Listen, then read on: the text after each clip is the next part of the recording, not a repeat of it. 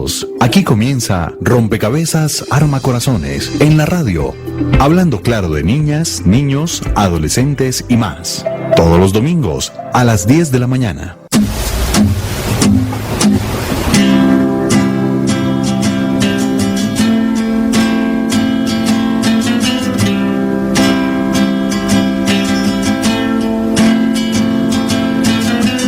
Imagina que no hay un paraíso.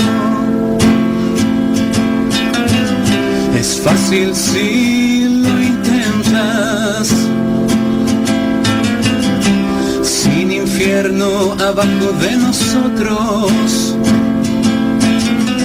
y arriba solamente un cielo. Imagina toda la gente viviendo para hoy.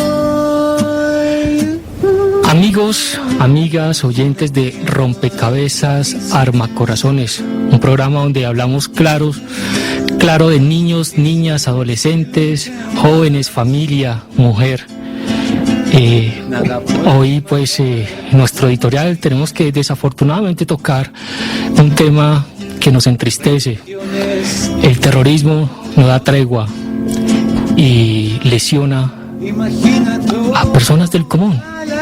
En este caso fueron mujeres. Y para este tema y otros más, hablando de niñez, de adolescencia, tenemos a un invitado.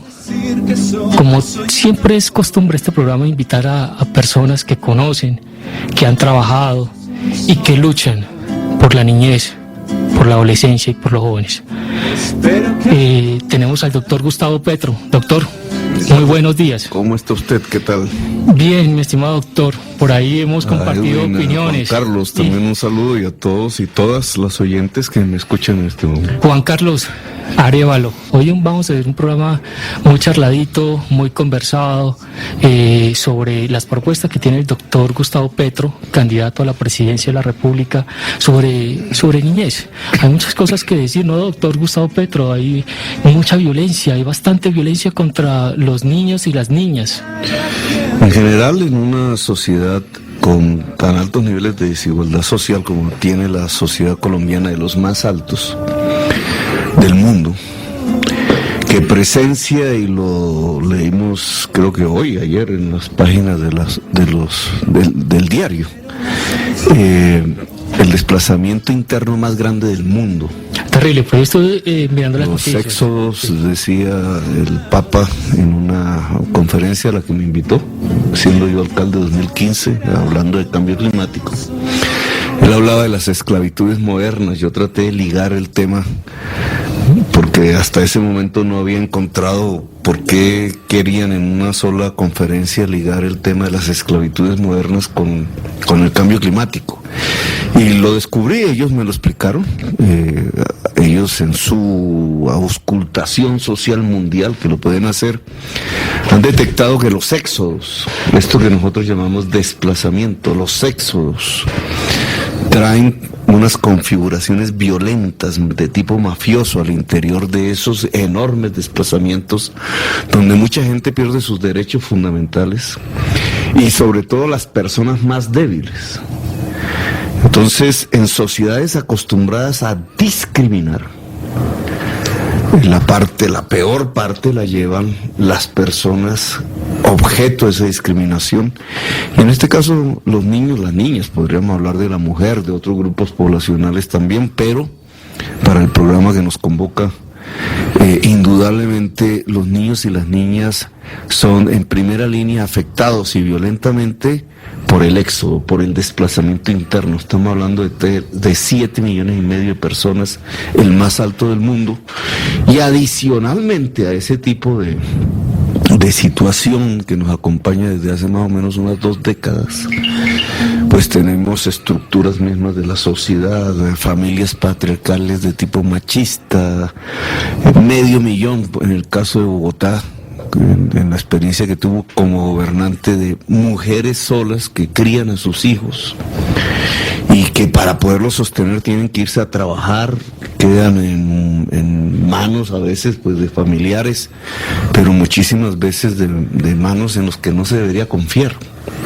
Y allí aparecen en todo ese contexto una serie de secuelas de violencia que en sus casos más escandalosos pues salen en las páginas de la prensa y nos provocan ciertas sensaciones de rabia, etcétera, pero que se están produciendo es por miles todos los días y no salen en la prensa y van desde el golpe hasta la muerte, la violación, el asesinato. Y uno de esos tipos de violencia, estimado doctor Gustavo Petro, y hablando del desplazamiento, es la muerte por desnutrición de centenares, yo diría que miles en el transcurrir de los años, de muchos niños y niñas.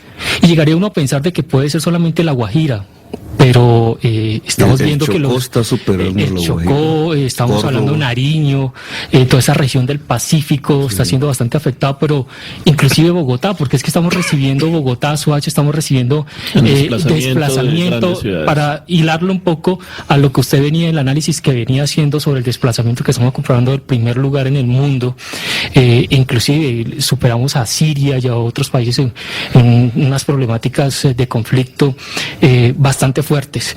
Entonces, ¿qué hacer, mi estimado doctor Gustavo Petro?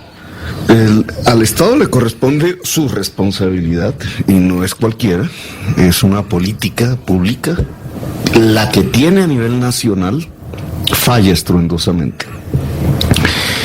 Y porque una cosa son las condiciones objetivas anómalas en una sociedad y otra cosa es el papel del Estado. El papel del Estado reconociendo el que existe un desplazamiento de tamaña magnitud y unas situaciones de desigualdad social que hacen que regiones, etnias y grupos poblacionales estén en unas condiciones absolutamente vulnerables.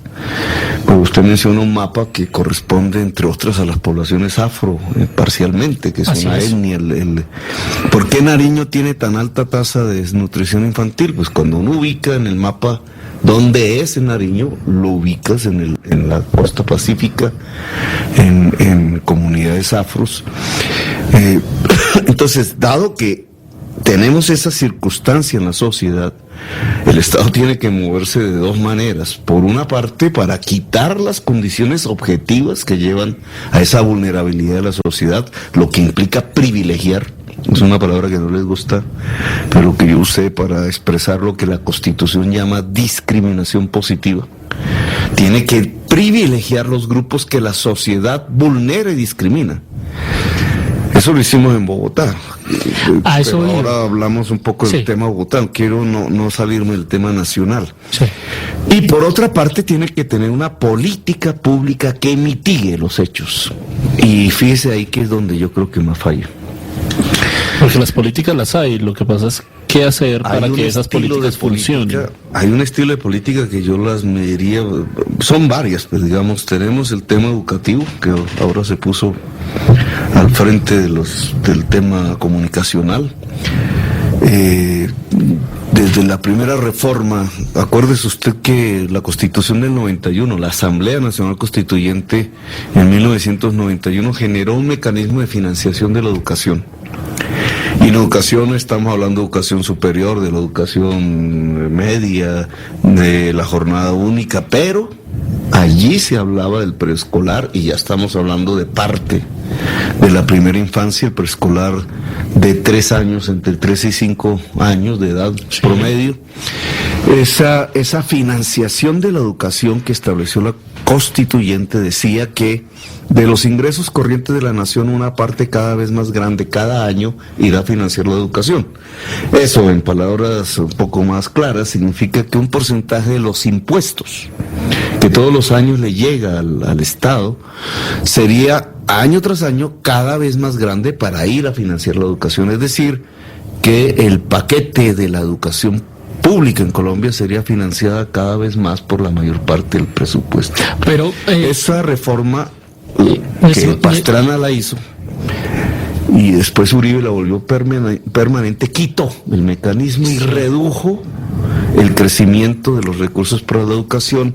Y hoy lo que tenemos es salones con 40 muchachos, muchachas, con un profesor que a duras penas puede enseñar algo, porque en esas condiciones ya la capacidad de aprendizaje disminuye. Y en las capas que yo llamo de la primera infancia, el escolar no ha avanzado nada en Colombia. Entonces, entre 0 y 5 años, cuando de 3 a 5 deberíamos tener una institucionalidad ligada profesionalmente a la educación, que es lo que llamamos el preescolar, y así lo quería la constituyente, hoy eso, si se mide en términos de cifras, es exiguo. Prácticamente de 0 a 5 años, la niñez en sus capas más pobres, que es la mayoría de la niñez colombiana, ha sido entregada vía tercerización, por una parte, a madres comunitarias que no se han profesionalizado, que ejercen una gran labor en el barrio popular, en la vereda, pero esa no es la política pública de un Estado, y decente por lo menos, porque sobreexplota a la madre comunitaria, no la prepara profesionalmente y terminan los niños. Ese es el otro tema que vamos a tratar. Sin el profesionalismo y yo sé que usted le ha prestado mucha atención a lo de las madres comunitarias. Por ahí lo he leído hablando sobre ese tema, y lo tenemos que tocar porque cumplen una labor fundamental, pero también necesitamos capacitarla y darle todas las garantías para que puedan cumplir con su trabajo. Pero un poco tocando el tema que usted ha venido desarrollando, siempre es que estamos hablando de que los niños y las niñas tienen que ocupar el primer puesto en cualquier tipo de política para beneficiarlos a ellos, pero no se está haciendo, doctor. No se está haciendo. Debe ser la prioridad, primero los niños y las niñas. Una sociedad, digamos, es suicida si no cuida en primer lugar lo que la va a suceder. Es la base. La niñez, la base, sí. Todo lo que viene hacia adelante depende de eso. Y secuelas como la inseguridad, la delincuencia, la criminalidad, etcétera, tiene su raíz real, porque en eso echan mucho cuento, pero sí, tiene su raíz real, es en la calidad de la atención que se le presta a la primera infancia en una sociedad por parte de las familias, obviamente, y por parte del Estado. Yo te quería continuar el tema, digamos, lo cierto es que la política nacional hacia la primera infancia está cruzada o por falta de calidad, por una política pobre para la gente pobre, o peor aún, por la corrupción, digamos, la cantidad. El ICBF está entregado a los congresistas por cuotas políticas regionales, y estos, para extraer rentas, que es la plata que debería ir en términos de comida y atención a los niños, se echan al bolsillo una parte de esos recursos para su enriquecimiento y para la financiación corrupción de las campañas. A partir de una tercerización, el Estado está contratando empresas absolutamente fantasmas, muy pocas. Total. Siempre habrá su excepción, pero muy pocas de calidad, para que le den la alimentación a la niñez, para que los atiendan, etcétera. Que esa es la otra lucha que tenían ya, porque ya firmaron los maestros. Importante adicionar a lo que dice el doctor Gustavo Petro, y es que toda la parte cognitiva y la formación psicológica de los niños y las niñas se forma en esa edad, de los 5 a los 10 años, es donde vemos toda esa formación de todas las etapas preoperacionales y operacionales, donde los niños tienen toda esa formación psicológica y cognitiva para desarrollarse en un ambiente académico a futuro de mayor excelencia. Si no tenemos esas bases, pues difícilmente en primaria y en bachillerato pues va a haber una fortaleza. Ni el amor al saber se desarrolla, que va a ser prioritario para la calidad educativa de los siguientes años. Y peor aún, muchos estudios en los Estados Unidos parecen demostrar que una primera infancia sin afecto genera el delincuente del mañana. Es decir, que la mejor política de seguridad de una sociedad es cuidar su primera infancia integralmente y con calidad. La calidad implica afecto. Y usted, como candidato, estimado doctor Gustavo Petro, si llega a la presidencia,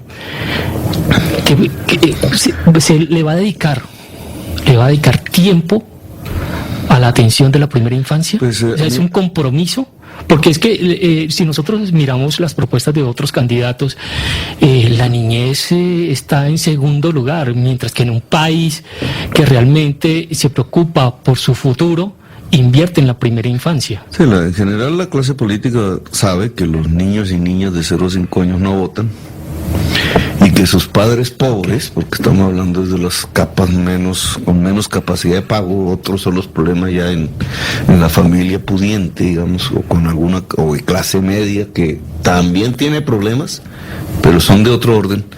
Pero en las familias sin capacidad económica real, la politiquería lo que hace es comprarles el voto. No votan o les compra el voto. Entonces, digamos, el tema de la niñez, excepto algunas cuantas personas y con apreciaciones ideológicas diferentes, el tema de la niñez en general no es un problema político en Colombia, a pesar que se nos mueren los niños de hambre. El caso de Bogotá, que es donde, digamos, tomo mi experiencia, fui gobernante. ¿Usted lo recibió? No puedo desligarme de la experiencia de gobierno. ¿Usted recibió a Bogotá con qué índices de desnutrición en los niños y con cuánto lo dejó? Hay una serie de estadísticas, digamos, incluso la desnutrición se mide de maneras diferentes. Pero te voy a hacer, para no aburrir, algunas estadísticas concretas, digamos. Perfecto.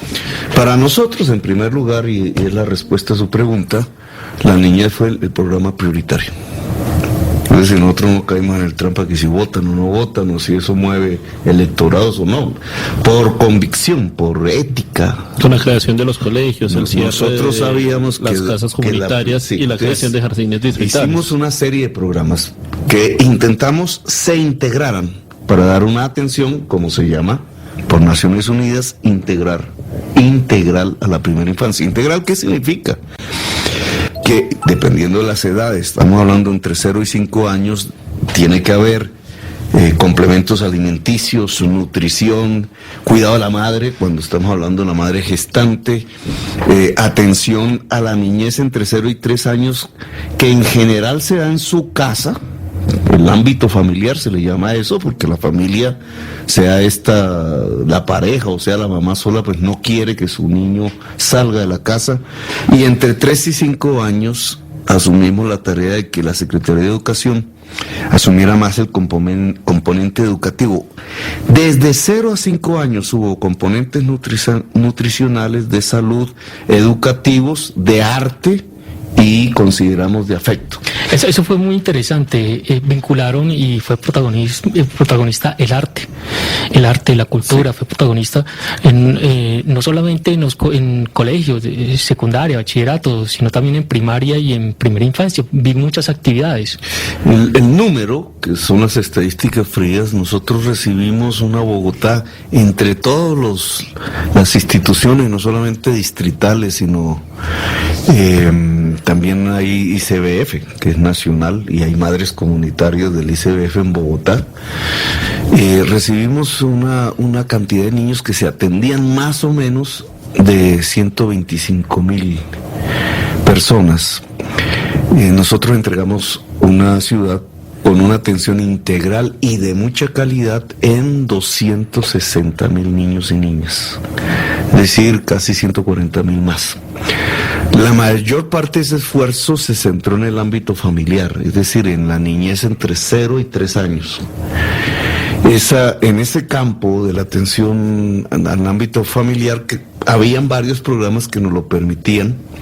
Uno de ellos era el de territorios saludables, que lamentablemente se suspendieron, que era personal médico en el barrio, en la casa. Entonces allí pegamos miles de niñas, porque la mayoría son mujeres, son profesionales de psicopedagogía, profesionales en la atención del niño, aproximadamente de 4,000 a 5,000, que acompañaron los equipos médicos y haciendo un barrido del barrio permanentemente.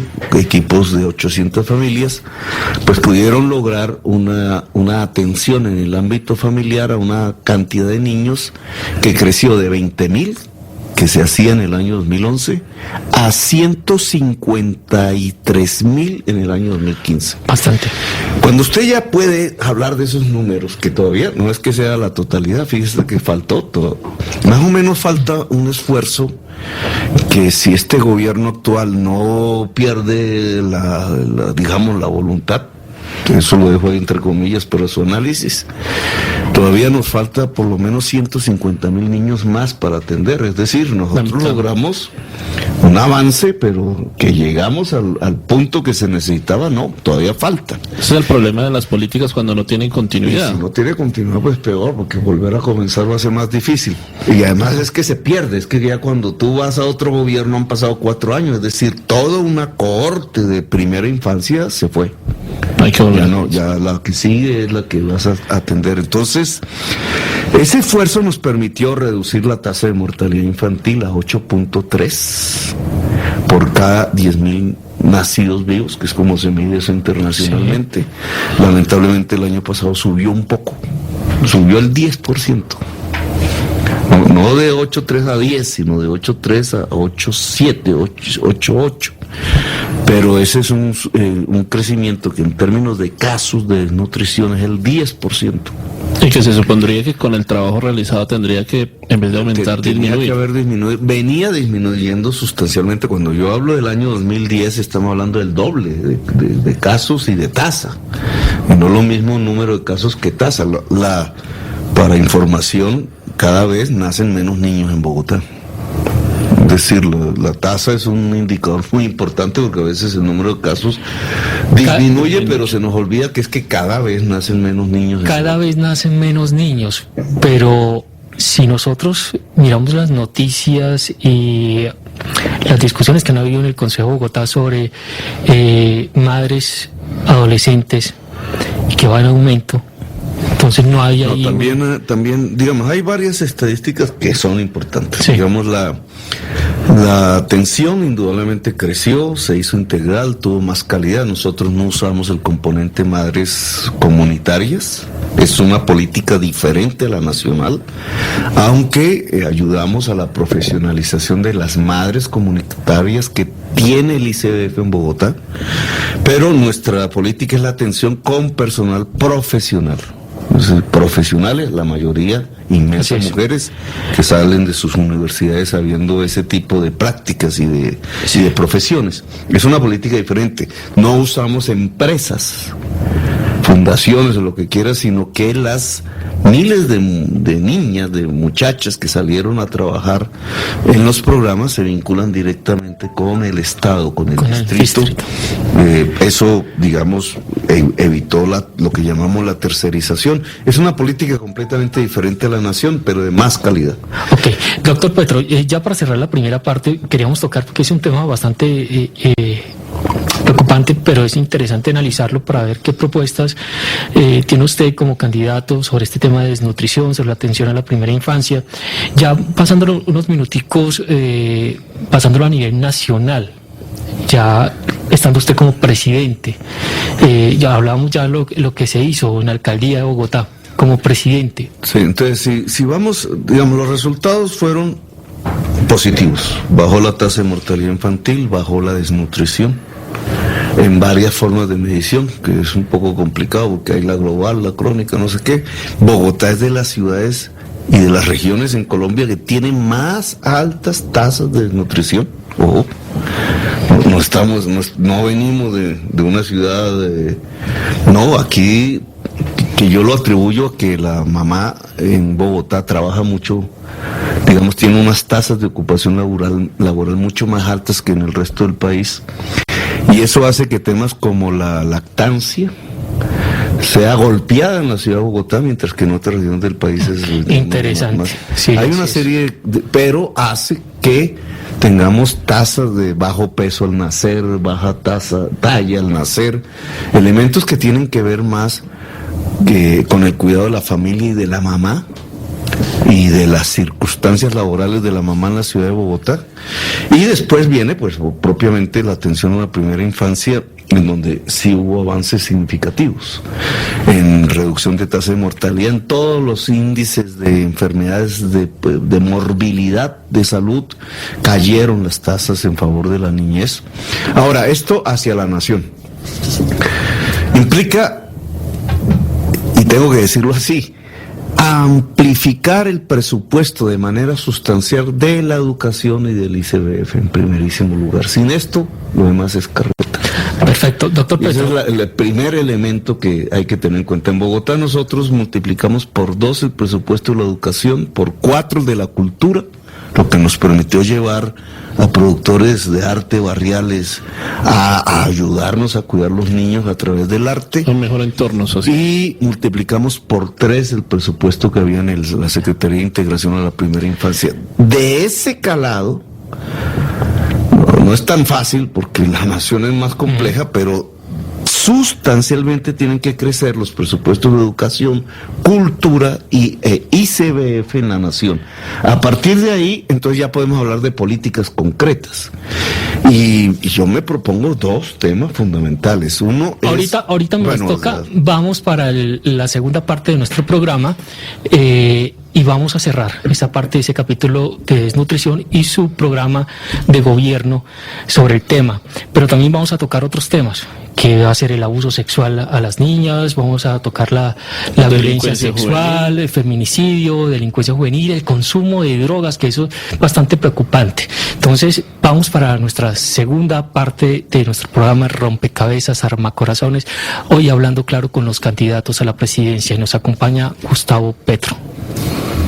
Andrés Ruiz. A todos los oyentes de la Casa Azul Radio e hinchas de Millonarios, les cuento que también nos vamos de vacaciones y vamos a hacer una pretemporada. Vamos a prepararnos para darles a ustedes el mejor programa, el mejor momento para los hinchas de Millonarios a partir de la 1 de la tarde desde el 4 de julio nuevamente. Solo aquí en Colmundo, la radio que te acerca. No se lo olvide, hinchas de Millonarios, su casa. La Casa Azul volverá el 4 de julio. La Casa Azul. Colmundo, la radio que te acerca. Somos Colmundo, la radio que te acerca. Rompecabezas, Armacorazones. En la radio, hablando claro de niñas, niños, adolescentes y más. Todos los domingos a las 10 de la mañana.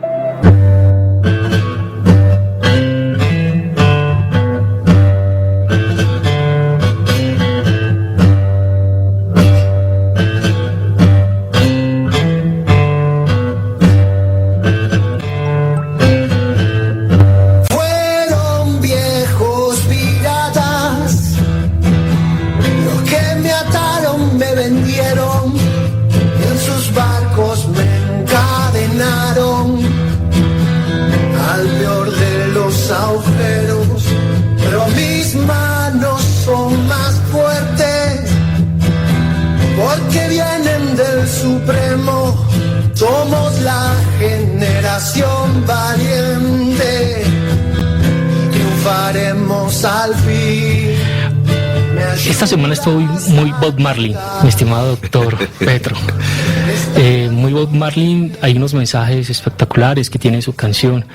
La semana pasada era muy The Beatles, ¿no? Sí. Esta semana estoy muy Bob Marley. Que revuelve.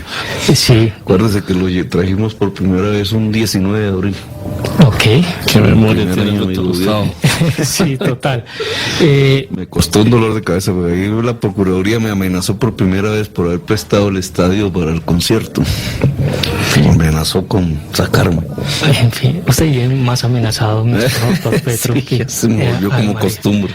Sí, y en temas de niñez que se ha dado también la pela, y eso hay que reconocerlo, ¿no? A pesar de que hemos tenido algunas, digamos, discusiones muy amables.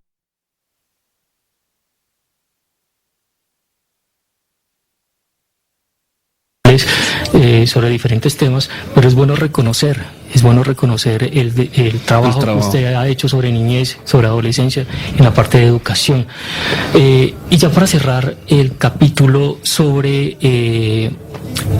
la desnutrición, la atención de la primera infancia, hablamos a nivel distrital de esos resultados, pero ahora a nivel macro, a nivel nacional. Los resultados del distrito fueron positivos.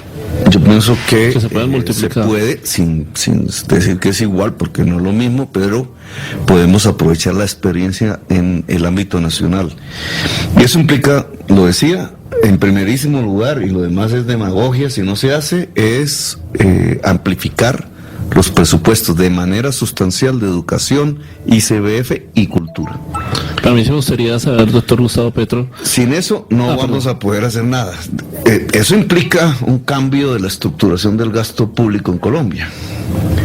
Y hay que decirlo con claridad, implica una disminución de los presupuestos del Ministerio de Defensa, sobre todo en el componente militar, no en el policial, que se necesita y aún con más recursos, e implica una reestructuración de la deuda para alivianar, si es posible, y eso depende de las coyunturas económicas nacionales y mundiales, el peso de la deuda en el presupuesto, porque hoy ha alcanzado niveles muy altos. Y hay que decirlo, y a mí me gusta ser franco, implica que los grandes concentradores de riqueza en Colombia, léase, los dueños de bancos, léase, los dueños de la minería, léase, los dueños de la tierra, que la han concentrado de una forma pavorosa, paguen más impuestos de los que hoy pagan, en términos reales, porque sin eso no se va a financiar el que los niños entonces no mueran por desnutrición, que los niños puedan ir a un jardín infantil cuando les corresponde, que pueda existir una atención en los hogares, en toda la geografía nacional, en donde existan niños entre 0 y 3 años. Esas políticas que hicimos en Bogotá hay que extrapolarlas en el país, es decir, necesitamos un programa de médicos al hogar en toda Colombia.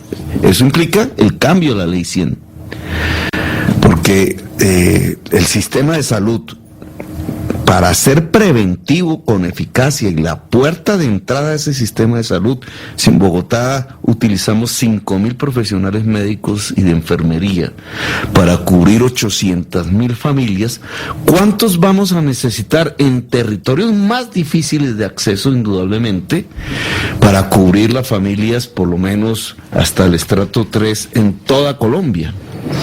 Pues este programa, que usaría los recursos de la salud, pero que implica cambiar la prioridad del gasto en la asignación que hoy hace la Ley 100, concibiendo la salud un derecho y no una mercancía, porque esta es una política pública de atención primaria en salud en las casas y en los hogares. No existe en Colombia, pero la hicimos en Bogotá y dio excelentes resultados. Nos ayudaría conjuntamente con destercerizar el ICBF a una política de atención integral a la primera infancia. Pero ahí el ICBF toca reestructurarlo totalmente, sí, hacer un cambio el ICBF radical. Está en manos de las mafias. Total. Esa es la realidad. Sí. Se lo entregaron a la politiquería. Y desde el ICBF se ha venido hablando de que está atendiendo todo este asunto de la desnutrición infantil, pero siguen muriendo niños, siguen habiendo... Que no ha hecho ningún cambio en su modelo, en su estructura. Yo quería preguntarle, doctor, ¿qué le faltó entonces a la política de Bogotá de su mandato que mejoraría en este momento a nivel nacional? En tema de niñez. En tema de niñez. Necesitaban aún más recursos. Hoy es lamentable porque ahora hay una reestructuración del gasto, pero en función de llevarse buena parte de lo que antes gastábamos en educación, cultura y salud hacia la construcción de troncales de Transmilenio. Ese es el nuevo modelo. Por eso votó básicamente la clase media bogotana, que se volvió mayoritaria electoralmente en la ciudad, gracias precisamente a la disminución de la pobreza, pero a mí me parece un grave error que puede pagar la ciudad en las próximas, porque esto no se mide de un año para el otro, en la próxima década, 2 décadas, haber perdido el pulso que llevaba y el acelere que llevaba en términos de su política social y fundamentalmente en su política educativa y a la primera infancia. Se necesitaba más, porque teníamos que atender 150.000 más niños adicionales a los que ya habíamos alcanzado. Es decir, la meta de atención integral a la primera infancia en Bogotá al final de estos 4 años debería alcanzar aproximadamente 400,000 niños. Nosotros la dejamos en 260,000. Está disminuyendo. Eso es delicadísimo. Esa es la realidad, está disminuyendo el número de niños atendidos. Echaron miles de profesionales, muchachos, a la calle.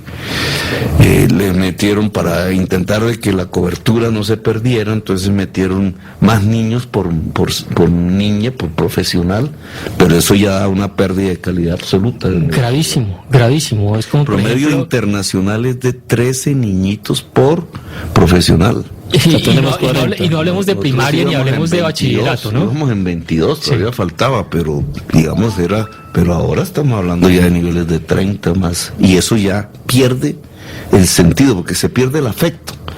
El afecto, esto es el arte en el cuidado de los niños, así tenga medio año.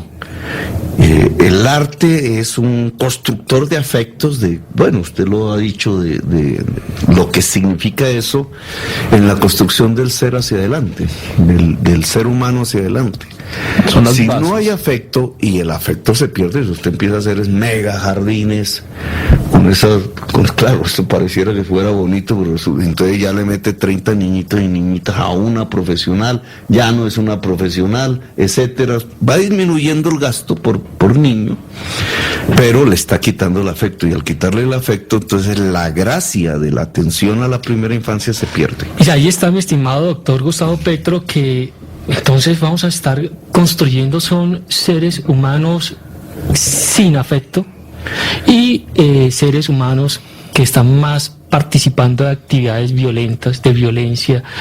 Por eso es que Bogotá tiene unos niveles de convivencia, de falta de convivencia ciudadana muy altos. Seres humanos afectados, todos nosotros somos seres humanos afectados. Total. Todos hemos vivido hace 30, 40, incluso uno se va más atrás. Nuestros padres, etcétera, pues no vivieron épocas felices, la mayoría, ¿no? Pues la violencia a mediados del siglo XX, el terror en esas casas de lo que era la sociedad colombiana mayoritariamente rural, todo eso se va metiendo como un acumulado. Okay. Desandar eso es un tema de generaciones. Mi estimado Juan Carlos, pasemos a otro tema que también es necesario tocarlo, porque esperamos que la persona que ocupe la silla presidencial le ponga mucha atención a estos temas. Y hoy que tenemos aquí al doctor Gustavo Petro, candidato, y si llega a la presidencia, necesitamos que aborde estos temas, como por ejemplo, ¿qué tal esta cifra, doctor? Cada 2 horas una niña es abusada sexualmente en Colombia. Y parece que los móviles, digamos, los autores siempre son familiares, ¿no? Son siempre, familiares. ¿no? Pero digamos, en un alto porcentaje. Personas cercanas. Y aquí hilamos un poquito lo que venimos hablando, ¿no? Esa falta de afecto en la primera infancia, estamos creando, son mentes violentas que en últimas lo que hace es llegar a agredir a sus propios familiares. familia, el deterioro familiar. Es autodestructivo, esa destrucción en la sociedad se vive fundamental, porque uno la mide de diferentes maneras. Entonces, ¿por qué tenemos una tasa de homicidio tan alta? Entonces ahí, a pesar de que ha disminuido, sigue siendo muy alta. ¿Por qué tenemos una violencia contra la mujer tan alta, intrafamiliar? ¿Por qué es más alta en Bogotá que en una zona rural, por ejemplo? Etcétera. Digamos, hay diferentes manifestaciones que van mostrando es un malestar de algo que llamaríamos la descomposición de una sociedad. Y es una descomposición que viene por todo esto que hablamos, digamos, cuando un niñito vio que mataban a su padre en alguna época de la violencia de mediados del siglo XX, por liberal, por conservador, ese niñito no se crió bien. Puede que no se haya convertido en un delincuente, etcétera, aunque muchísimos lo hicieron, digamos. Pero cuando se casa, cuando establece su familia, reproduce una serie de elementos patológicos al interior de su familia que los van llevando, digamos, a estas sin excusarlos, pero es la realidad de una sociedad en términos globales. Donde ha nacido y ha convivido con la violencia. Cuando yo andaba por las montañas del Tolima, siendo muy joven, la mayor acusación que había de gente de los vecinos rurales era que los papás violaban a sus hijas. Y es que aún a esta época aún vemos cómo los padres en zonas rurales se creen con derecho. Sí, entonces ahí eso se junta, ese proceso de descomposición además se junta con eventos recientes como el crecimiento del narcotráfico, que tiene unos 30, 40 años en Colombia, pero que van sumando en un deterioro de las condiciones de valores de la sociedad, las nuevas violencias que indudablemente también vienen impactando, entre otras el desplazamiento forzado, que es una de las principales causas que llevan a la mujer a la condición de prostitución, es el éxodo. Total, pero el yo quiero hacer ahí un paréntesis, doctor Petro. Pero hay un tema que a mí me interesa subrayar, y es que de todas maneras nuestra cultura latina, machista y patriarcal, que configura un modelo de familia autoritario, donde el papá es el jefe, ahí donde existe, porque tan jefe es que a veces abandona a su familia, y estamos hablando de, yo no sé la estadística a nivel nacional, pero en el caso de Bogotá fue 500,000 de mujeres que quedaron solas, no porque hubieran matado al papá de sus hijos ni nada por el estilo, sino simplemente abandonó su responsabilidad y se fue. A escala nacional el fenómeno debe ser muchísimo mayor, pero es, digamos, una cultura centrada en la concepción de familia, a donde no llegan, bueno, yo no quiero entrar en debates religiosos, pero digamos, se nos ha vuelto más importante en el debate de la familia para muchos dirigentes espirituales y políticos que hacen de esto su agosto electoral, perseguir a un gay, ¿cierto? ¿Qué? Mira por qué diablos están dejando millones de mujeres solas con sus hijos, los hombres heterosexuales en su inmensa mayoría. Total. Evadiendo la responsabilidad de un cuidado conjunto que, por muy fregadas que sean las condiciones económicas, siempre es mejor los papás y mamá estén juntos, o por lo menos estén atendiendo a sus niños, ¿cierto? Independientemente de lo que les suceda en sus relaciones sentimentales. Porque tenemos un fenómeno de abandono a la mujer, tenemos un fenómeno adicional de discriminación contra la mujer en los ámbitos laborales, etcétera. Una sociedad patriarcal que está generando este tipo de desplome del concepto familiar, y en mi opinión, fuera de las circunstancias sociales y de violencia, etcétera, es el principal problema que hoy aqueja a la familia. ¿Y usted no cree, doctor Petro, que estamos estancados en estos temas porque a diario se está agrediendo y se está matando a las mujeres, y en últimas siempre hablamos la ley contra el feminicidio, pero se siguen incrementando las cifras, se siguen presentando los casos? Cuando aparece la muerte, digamos, el asesinato es cuando aparece en la prensa, pero digamos es la punta de un iceberg. Sí. Porque cada día, sin el asesinato, usted tiene miles de mujeres golpeadas, sin que las cifras las sepamos con exactitud. Sin denuncia. Solo cuando hay alguna denuncia sí podemos hacer algún tipo de seguimiento. En Bogotá, experiencia ya de gobernante, el nivel de violencia contra la mujer intrafamiliar, porque también es contra los niños, es más alto que en otras regiones de Colombia, básicamente porque la mujer en Bogotá ha logrado más independencia económica, paradójicamente. Qué análisis tan interesante, ¿no, Juan Carlos? Aquí podemos durar horas y horas hablando del tema, y más pues con el doctor Gustavo Petro, un estudioso de todos estos temas sociales, pero yo quiero pasar también a otro tema que también nos interesa saber qué piensa usted, cuáles van a ser sus políticas, y ya para los últimos minutos de nuestro programa, y es el consumo de sustancias al interior de los establecimientos educativos, y cómo estas pandillas que son patrocinadas por bandas criminales están reclutando cada día más a jóvenes, estudiantes, a escolares, para la venta y para inducirlos al consumo. ¿Qué políticas implementar? Hay dos grandes sectores de la población que... Yo quiero decirle antes, Sí. yo estuve en un debate en el mes de marzo en el Consejo de Bogotá, y la secretaria de Educación dijo en ese debate que en su administración no se había cerrado ningún caso de violencia escolar y se los dejaron todos a ellos. ¿Qué tan cierto es? ¿Pero qué significa cerrado? Cerrado, que no se le prestó la atención suficiente, no se le hizo seguimiento. No, ahí incluso, bueno, vamos por partes. Hay dos grandes Yo ahí tengo, ahí una vez se lo digo, yo ahí tengo cierta distanciamiento con esa, porque pues yo inclusive atendimos varios casos con Ariel Ávila sobre esto y se cerraron. Sí, él estaba al frente. Del tema, y nosotros creamos ahí un programa, lo que pasa es que yo olvidé la sigla. Río, es que es Claro. una atención psicológica al interior del colegio, que los colegios privados la tienen, Sí. ¿cierto? ¿Qué tan eficaz es? Yo digo que es mejor tenerlo que no tenerlo. Digamos, hay un acompañamiento psicológico en los colegios privados con algún poder económico a los muchachos y muchachas, pero nosotros quisimos llevar esa experiencia al colegio público. Y el programa tuvo entonces una serie de referentes precisamente para mirar ese tipo de problemas desde un ámbito psicológico. Eso se le llamó el programa Río. Eso no existía antes. Espero que continúen. No tengo ni idea qué habrán hecho con el programa.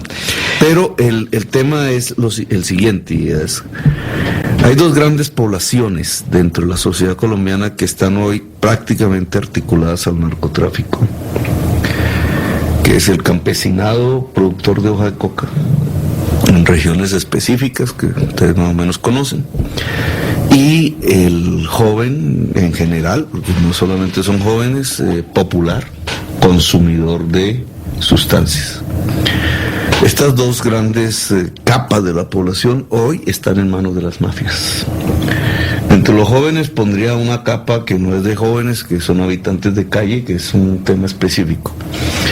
Una política en relación a las drogas, una política pública, debería comenzar por, y eso se llama mitigar el daño, por separar estas dos grandes capas de la población colombiana. Estamos hablando de centenares de miles de personas, quizás sobrepasa la cifra de los centenares de miles hacia los millones, del narcotráfico. Cómo separar el campesinado productor de hoja de coca del narcotraficante, y cómo separar al joven del barrio popular del narcotráfico en su labor de consumo que hace, al jíbaro, que es lo que así se llama en el barrio. Y ese jíbaro es el que no entra, sino que merodea alrededor del colegio, porque así es como construyen sus mercados clandestinos en los barrios. Separar juventudes y separar el campesinado implica una política pública muy diferente a la que tenemos. Se habla de sustitución de cultivos, pero entonces el precio del producto sustituto lo sostiene el Estado vía subsidio solamente 3, 4 años. Eso no sirve. Tiene que sostenerse por lo menos 20 años. Tiene que haber compras estatales de la cosecha de coca, para hablar de ese caso específico, que ayude al programa de sustitución de cultivos en una especie de transición. De esa manera el campesino estaría desarticulándose cada vez más de las mafias. Y por el lado de la ciudad, que es donde tuvimos nuestra experiencia como gobernante, cuando nosotros pusimos el primer CAMAT en el Bronx para habitantes de calle, era la primera experiencia de una atención médica, psicológica, odontológica, que se volvió la principal, para datos que no sabíamos. O sea, muchísimas veces el habitante de calle recurría a la droga para calmar el dolor de las muelas, porque nunca tenía atención odontológica. Y el simple cambio de arreglo, digamos, dental, mejoraba las condiciones de vida de tal manera que no que superara el consumo de drogas, sino que lo disminuía sustancialmente. Pero muchos llegaron solamente a simplificar en el tema de que usted les estaba dando drogas. No, en los CAMAT nunca pudimos entregar drogas de ningún tipo. Eso no se permitía en las normas nacionales. Okay. CAMAT era una atención Eso era una médica, fantasía, un chisme que se crearon. Leyendas urbanas. No es que leyendas urbanas. No es que nosotros no pensáramos el tema o que lo discutimos, porque hay una experiencia que no es en Colombia, la vimos en Canadá y en Europa, que es en los centros regulados de consumo de droga. Y la planteamos y la discutimos con Santos y hablamos de un centro piloto para medir, para saber si eso funciona aquí o no. Es que el drogadicto no deja de consumir de la noche a la mañana, tiene que haber una disminución. El gran error de la política del actual gobierno, que está más impregnada del puritanismo religioso, no sé qué, es pretender que un habitante de calle vaya a un centro de los que abrimos nosotros, entre otras cosas, de diferente tipo, Pacata, etcétera, con el compromiso de nunca más consumir drogas. Eso es imposible. O coloquialmente, se bañe, se cambie y salga a la calle y salga a producir, cuando... Eso es imposible, esa es una visión puritana y absolutamente falsa de una realidad que es diferente. Pero yo, como estábamos hablando no tanto del habitante, sino del joven. Sí, tenemos unos segunditos. El CAMAT, cuando pusimos ya 19 CAMATs, ¿cierto? Y lo llevamos a otros lugares de la ciudad, llegaron 60,000 consultas. Eso es tanto, ojalá no los voten, 60,000 consultas. La mayoría ya no eran de habitantes de calle, ya esa era una población reducida. La mayoría eran de estudiantes de colegios. Y ahí vino un primer... ¿Qué porcentaje hay de eso? Ahí están los datos, porque Marcela Tovar y un muchacho publicaron con ayuda de la Universidad de los Andes un estudio reciente sobre los CAMATs, y hay unos cuadros ya elaborados sobre esas consultas. Pero el porcentaje llega a ser del orden del 60 al 70% del total de las consultas. Ahora, que un muchacho de colegio se haya atrevido a la salida, seguramente a ubicar un CAMAT y a ir a hablar con un médico, con unos psicólogos, etcétera, pues es un gran avance, porque era el primer diálogo entre el Estado y el consumidor joven, que de otra manera solo se da vía un calabozo, o lo que esta señora llama cerrar los casos, es llevarlos a la UPJ, y la relación con el Estado es el policía. Y esa es la peor de las relaciones que hay que tener en un mundo que es de consumidores. Yo soy partidario de quitar el consumidor, sea permanente o sea transitorio, de drogas en Bogotá y en Colombia, del jíbaro. Pero para quitarle la juventud al jíbaro, hay que tener los centros regulados de consumo de drogas. Total. Bueno, que es una discusión difícil, dura, y es pero la que usted va a dar, se ha hecho, ha tenido resultados. Y es la que va a dar cuando llegue la presidencia. No solo eso, también oportunidades. Listo. No, al lado de eso, entonces viene cuando una persona, no sé si el tiempo, cuando una persona está en la adicción, no tiene voluntad, ¿cierto? No, de nada. Pues por eso es que se ve el tema. Cuando en algún momento, sin el puritanismo, esa persona dentro de sí misma logra control, así sea transitorio, empieza un proceso que no es el del abandono total de la droga necesariamente, pero empieza un proceso de construcción de libertad del individuo que le permite ir asumiendo sus funciones como ser humano de una manera con mayor calidad de vida que antes. Bueno, aquí llegamos a un final, nos faltó mucho. Doctor Petro, ojalá que nos hace... no tenemos la última palabra, la verdad se ha dicho, es un tema que aún sigue en discusiones profundas, pero aquí en Bogotá sí es un avance en ese. Bueno, amigos de Rompecabezas, Armacorazones, llegamos al final de este programa muy interesante, unos análisis de diferentes temas que afectan a la niñez, a los adolescentes y a las mujeres. Ojalá podamos tener al doctor Gustavo Petro en una próxima oportunidad para seguir analizando estos temas. Miremos a ver si está como presidente. Aquí vendré. Pero ya es un compromiso, y lo hizo en micrófono, que su política para la atención de la niñez está basada en el afecto. Muchas gracias, amigos. Recuerden nuestro próximo invitado, a Santanas Mocus, a hablar sobre el lenguaje verbal y no verbal en la formación de valores en los niños, niñas y adolescentes. Escríbanos en rompeyarma@gmail.com. Nos vemos el próximo programa.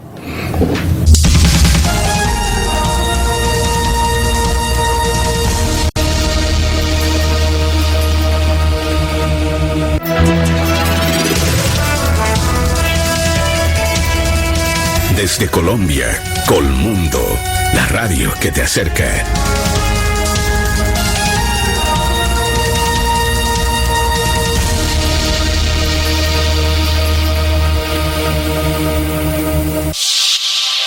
Pedro Caballero, Teoterapia para Todos, la respuesta de Dios para nuestra restauración integral.